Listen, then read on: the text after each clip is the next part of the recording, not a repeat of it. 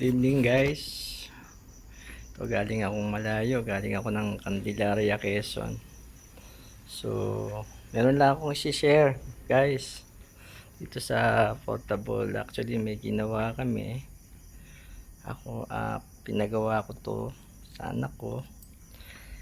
Gumawa ko ng parang lunchbox.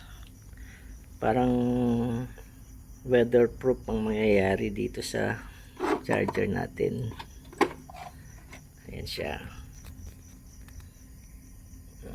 Actually, masama yung panahon eh. So, open kasi itong location ng charger ko. So,